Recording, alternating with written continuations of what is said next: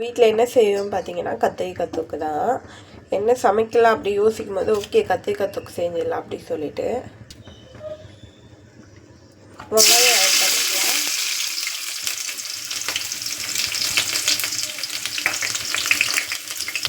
அது கூடவே பார்த்தீங்கன்னா கருவேப்பிலை ஆட் பண்ணிக்கலாம். நல்லா வெங்காயம் வந்து வதங்கட்டும்.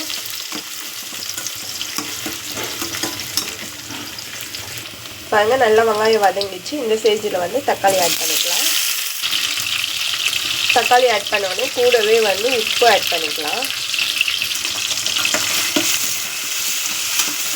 நல்லா வதக்கி விட்டுக்கோங்க. தக்காளி நல்லா வதங்கட்டும். பாருங்க தக்காளி நல்லா வதங்கிடுச்சு. இப்போ வந்து கத்திரிக்காய் ஆட் பண்ணிக்கலாம்.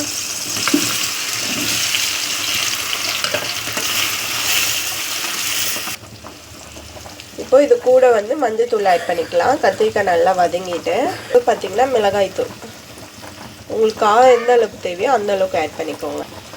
நல்லா மிக்ஸ் பண்ணி விட்டுக்கலாம். நம்ம வந்து சால்ட் வந்து கொஞ்சம் முன்னாலே போட்டுட்டோம், அதனால் சால்ட்டு போடலை.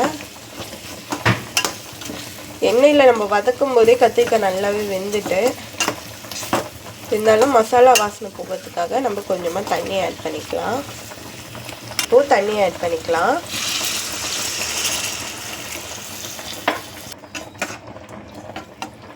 தண்ணி ஆட் பண்ணியாச்சு.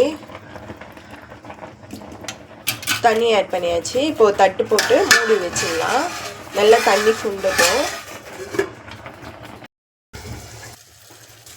பாருங்க நல்லா தண்ணி சுண்டிட்டு இப்போ நல்லா மிக்ஸ் பண்ணி விட்டுக்கலாம் கரண்டி வச்சு.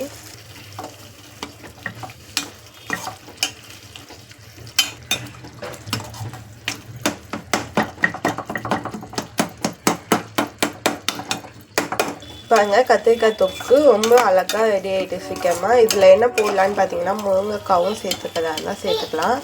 டேஸ்ட் நல்லா இருக்கும். பிரியாணிக்கெலாம் ரொம்பவே நல்லா இருக்கும் இந்த மாதிரி கத்திரிக்காய் பண்ணிங்கன்னா. தோசை இட்லி எல்லாத்துக்குமே நல்லா இருக்குங்க. பாருங்கள் கத்திரிக்காய் தொக்கு ரெடி ஆகிட்டு உண்மையிலே டேஸ்ட்டு நல்லா இருக்கும். தோசை இட்லிக்கெலாம் நல்லா இருக்கும். அப்போ பிரியாணிக்கெலாம் நல்லா இருக்கும் இந்த மாதிரி கத்திரிக்காய் செஞ்சிங்கன்னா. இந்த வீடியோ உங்களுக்கு பிடிச்சிருந்தா லைக் பண்ணுங்கள், ஷேர் பண்ணுங்கள், சப்ஸ்கிரைப் பண்ணுங்கள், மறக்காமல் பெல் பட்டனை கிளிக் பண்ணுங்கள். தேங்க்யூ. இது கத்திரிக்காய் பச்சடினும் சொல்லலாம், தொக்குன்னும் சொல்லலாம். அந்த மாதிரி தான் இருக்கும். அதே மாதிரி தக்காளி வெங்காயம் வந்து ரொம்ப நிறைய ஆட் பண்ணக்கூடாது. ஒரு தக்காளி ஒரு வெங்காயம் அந்த மாதிரி ஆட் பண்ணுங்கள். அப்போ தான் டேஸ்ட் நல்லாயிருக்கும். Thank you.